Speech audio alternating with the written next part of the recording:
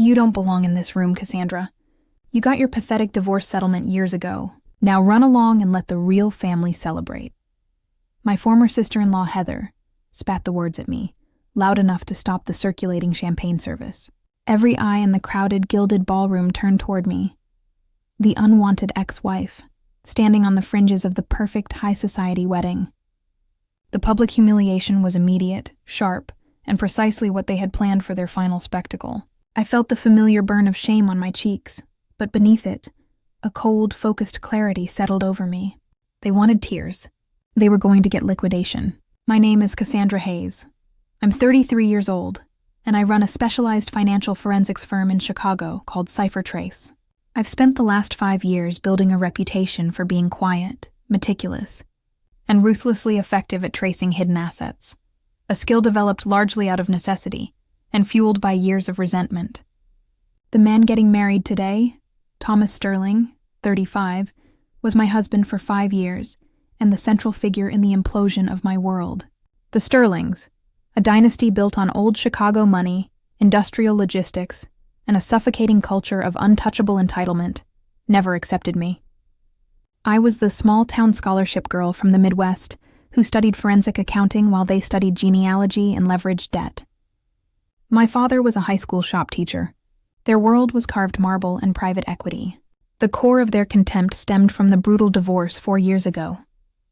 When Thomas, having run through his midlife crisis early, demanded a split to pursue a more suitable intellectual match, his family, led by his formidable mother, Eleanor, and her children, Heather and Julian, attempted to bully me into signing a near-zero settlement. Eleanor, the matriarch, a woman whose smile could freeze water, had personally hired 3 lawyers to dismantle my prenuptial agreement, certain that the scholarship girl would crumble under the pressure of their immense wealth and influence. I didn't crumble. I fought them, legally and relentlessly, using my knowledge of corporate accounting to expose their underhanded financial maneuvers. I forced Thomas to adhere to the prenuptial agreement he thought was ironclad, walking away with enough capital to found CipherTrace, and a minority stake in Sterling Logistics, Inc., the family's crown jewel, which they had tried desperately to hide. In their eyes, I had committed the unforgivable sin. I had taken Sterling money, exposed their entitlement, and used their resources to build my own weapon. They successfully poisoned my reputation in our shared social circle, portraying me as the conniving gold digger who preyed on their sweet, naive son.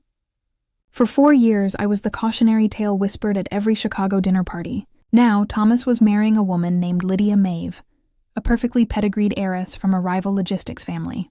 This union was less about love and which designer could best fit Lydia's expensive gown, and more about merging 2 colossal transport empires. A strategic corporate maneuver designed to guarantee the Sterling family's continued dominance in the Midwest. My attendance at the wedding, a cold formality required because Thomas and I still shared an intricate, unresolved legal entanglement concerning the valuation of that minor company asset, which they insisted was a few measly shares, was their chosen arena for my final public cleansing. The setting was the grand ballroom of the Palmer House Hilton. The vast room dripping with history, crystal chandeliers, and a suffocating aura of old Chicago power was packed with the city's elite. Every lawyer, judge, competitor, and rival was a witness to this spectacle. My modest black designer dress felt like a uniform next to the extravagant gowns, but I wore it like the armor it was.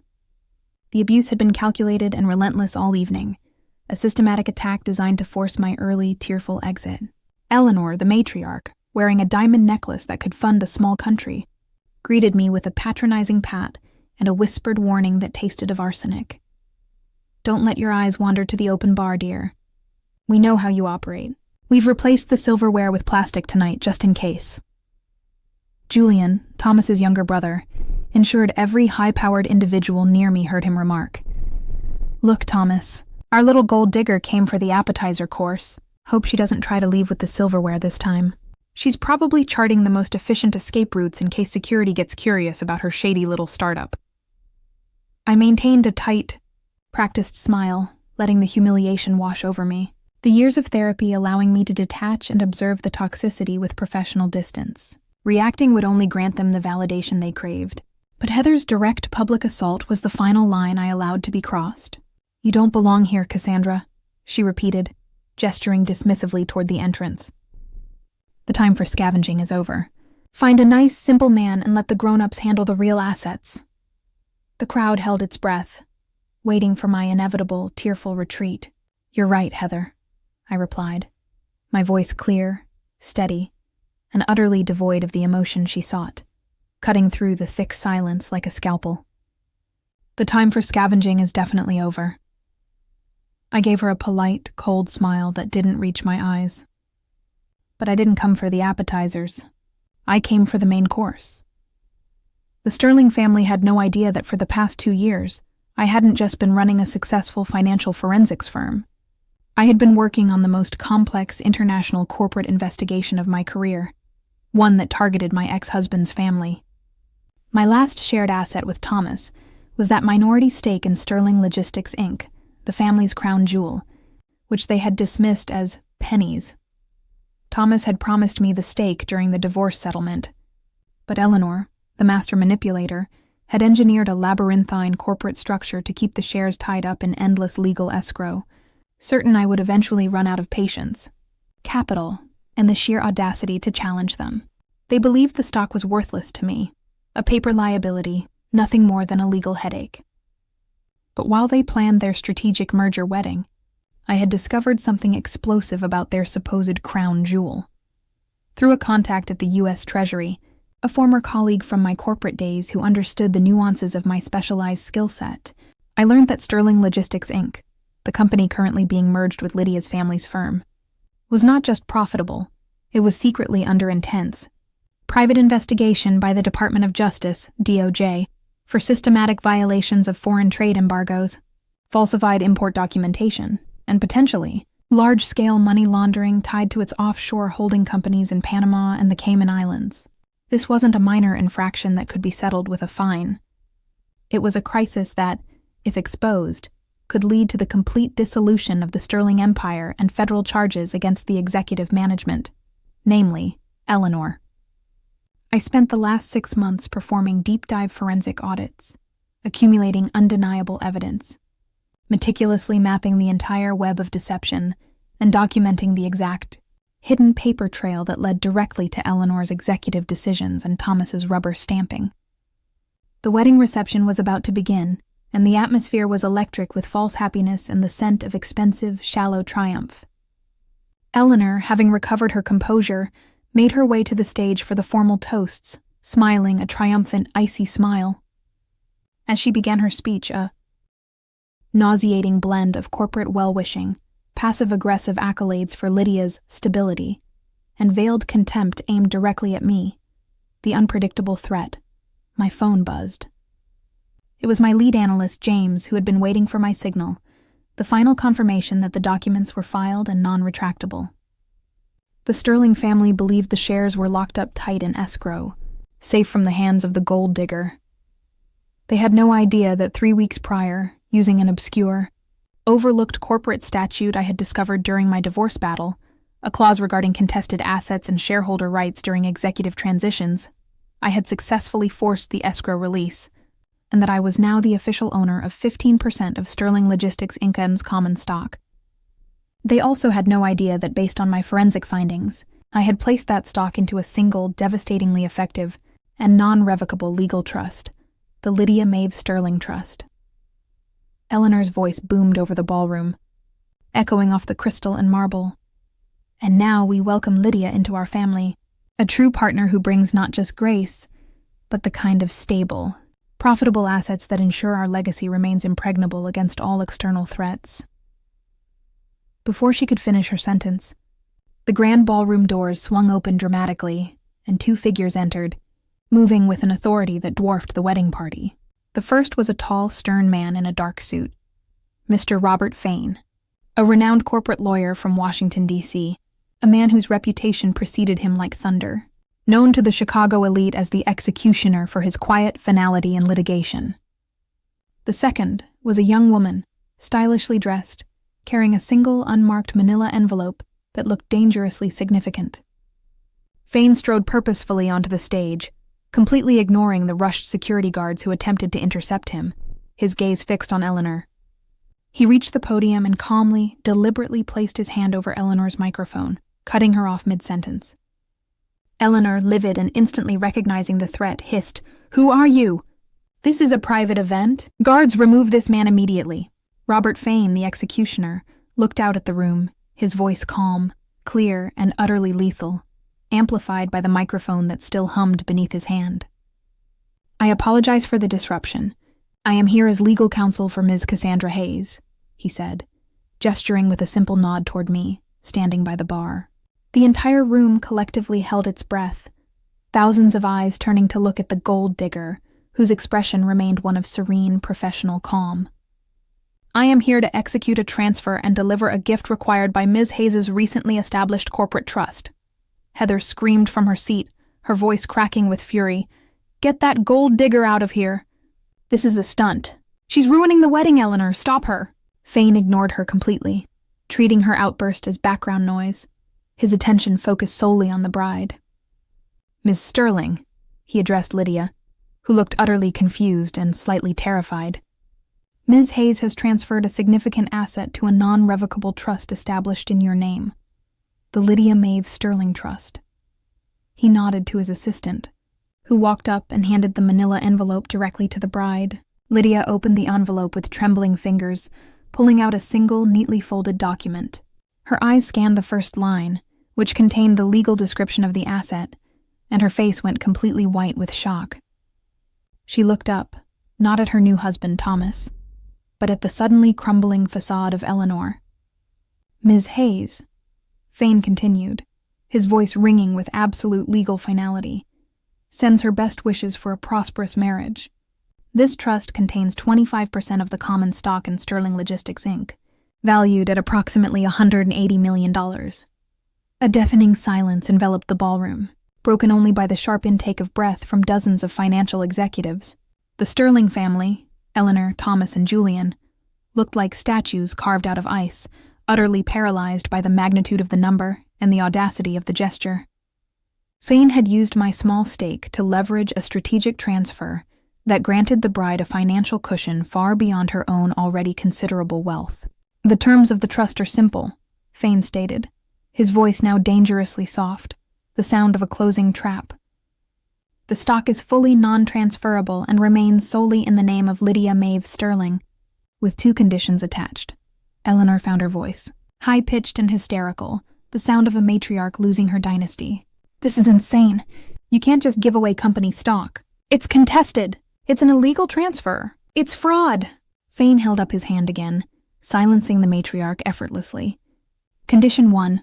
The stock is immediately effective, making Ms. Lydia Maeve Sterling the single largest non-family shareholder in Sterling Logistics, Inc., with an effective veto over all major mergers, acquisitions, and executive appointments.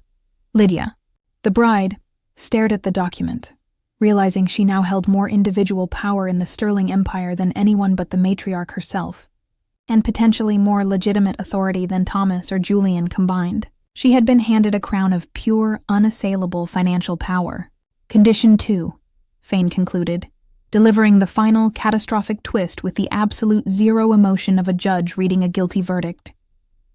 "The transfer is made specifically conditional upon the Sterling family authorizing and fully cooperating with a full, independent forensic audit of all offshore holdings and foreign trade embargo compliance, to be executed immediately by CipherTrace, Ms. Hayes' firm, at the company's expense. The audit must be completed and ratified by the Department of Justice within 90 days. The revelation was a hammer blow that broke the Sterlings completely. Lydia, the queen, had an unassailable financial cushion, but she had been handed a poisoned crown. Shares in a company I had meticulously proven was engaged in catastrophic corporate illegality. She now had the power, but she also had the immediate responsibility to clean up the mess and face the DOJ, or face the complete dissolution of the Sterling Empire alongside the rest of them. The choice was hers: become Eleanor's tool, or become the ethical successor who dismantles the corruption. Eleanor staggered backward, finally losing all physical and social control. "The audit, the DOJ. Thomas, you idiot! You let her keep the shares. You let her find the trail," she shrieked, her perfect composure utterly destroyed. The entire room, filled with competing logistics heads, judges, and corporate rivals, erupted into a stunned, delighted roar of malicious gossip and pure terror. The gold digger hadn't come for an appetizer. She had delivered the definitive checkmate, strategically handing the power of destruction to the new bride while ensuring her own firm gained a multi-million-dollar, government-mandated contract in the process. I turned and walked calmly toward the exit, ignoring the frantic, sputtering calls of Thomas and the hysterical tears of his mother. As I reached the grand ballroom door, I paused and looked back one last time. Lydia, the bride, stood alone on the stage, the $180 million share certificate clutched in one hand, and the chilling, cold realization of her new corporate predicament written across her face. Her new husband, Thomas, stood beside her, utterly defeated, his face a mask of shame and terror, his wedding day ruined not by tears, but by forensic accounting. I used to think that the Sterling family's contempt for me was a measure of my failure, a burden I would carry forever. It turned out it was a measure of their own predictable arrogance and blindness. They thought they had dismissed the gold digger. But I was the forensic architect who had simply waited for the perfect moment to execute the final, profitable, and highly ethical corporate raid. The shares were a gift to the bride, but the audit was the true poetic karma. The only thing I needed to run along with was the multi-million-dollar contract my firm had just secured, and the sweet definitive knowledge that the Sterling Empire was now mine to inspect, dismantle, and ultimately control. The aftermath. The price of arrogance. The immediate fallout was spectacular. I didn't see the rest of the reception, but the following morning, the front page of the Chicago Business Journal wasn't filled with photos of the happy couple. It featured a grainy shot of Robert Fane on the stage and a headline that read, "Sterling Logistics implodes. Ex-wife hands bride. 180-meter poison pill. DOJ audit imminent." Eleanor, Heather, and Julian launched a frantic, scorched-earth legal war against me, attempting to declare the transfer null and void. They argued undue influence, illegal stock manipulation, and, in the most delicious irony, accused me of attempting a corporate raid. But Fane had anticipated every move. The stock transfer, tied to the obscure prenuptial-related statute, was legally unassailable. The Lydia Maeve Sterling Trust was a fortress of legal clauses designed to protect the asset and compel the audit. I had not taken the company. I had simply installed an ethical mandate and given the person with the most to lose, the new owner, the power to enforce it. Julian was the first to fold. A week after the wedding, he called me, his voice stripped of its usual smug superiority. "Cassandra, we can make a deal. Call off the audit. We'll give you double your firm's fee. No questions asked." "Julian," I replied, sitting in my clean, sparse office, far removed from the Palmer house's gaudy excess. "The audit is not up for negotiation. It's a condition of a non-revocable trust that benefits your sister-in-law. More importantly, it's a DOJ requirement. The time for deals is over. The time for accountability has begun. I suggest you start preparing your documents." Julian hung up, and 2 days later, his resignation from the firm was finalized, citing personal health reasons. The Sterling Golden Boy couldn't bear the shame of working for a company under my forensic scrutiny. Heather, the most vicious of the trio, became my primary social attacker. She used her considerable influence in the society pages to launch a smear campaign, labeling me a terrorist and a homewrecker. She failed spectacularly. The sheer magnitude of the $180 million gift, coupled with the fact that I immediately began posting snippets of my ethical consulting firm's philosophy on LinkedIn, made her hysterics look petty and desperate. The public narrative shifted from gold digger to corporate vigilante overnight. My firm, CipherTrace, was suddenly drowning in high-profile client requests, companies looking to preempt a DOJ audit, rivals eager to learn the Sterling's secrets, and ethical funds seeking my services. My multi-million-dollar contract was just the beginning. The most fascinating drama, however, unfolded within the newly formed marriage. Lydia Maeve Sterling, the bride, found herself in an impossible position. She had married into a dynasty for stability, and instead found herself the sole, ethical guardian of a crumbling criminal enterprise. She called me a week after the wedding. I answered the call expecting rage, but heard only cool, measured exhaustion. "Miss Hayes," Lydia began, I have read the trust documents and your firm's initial statement. I have also read the confidential preliminary findings that your lawyer was required to share with me as the largest shareholder. And? I prompted. And? Lydia sighed, a sound of heavy realization. My new husband's family is completely rotten. The extent of the trade embargo violations and the tax fraud is catastrophic. If this audit proceeds as planned, the company will face dissolution, and Eleanor will face jail time. That is correct, I confirmed. The choice is yours, Lydia. Use your veto power, stop the audit, and inherit a criminal enterprise that will eventually implode, taking your own family's reputation with it. Or cooperate with CipherTrace, clean house, and emerge as the savior of the legitimate assets. Lydia, the perfectly pedigreed heiress, surprised me. She chose self-preservation and ethics. I will not be ruined by the Sterling's greed, she declared. I am the majority shareholder. I am authorizing CipherTrace to take full control of the audit and compliance department. I want Eleanor removed from executive functions immediately. And just like that, the empire was functionally mine. I didn't own the whole company, but through my $180 million gift and the strategic audit clause, I controlled the company's fate. My firm moved into the Sterling Logistics headquarters, taking over the entire 20th floor. I worked side by side with Lydia, the bride, who transformed from a society figure into a ruthless, efficient corporate reformer overnight. She was good, very good, and she hated Eleanor's corruption with the righteous fury of someone who had been deeply misled.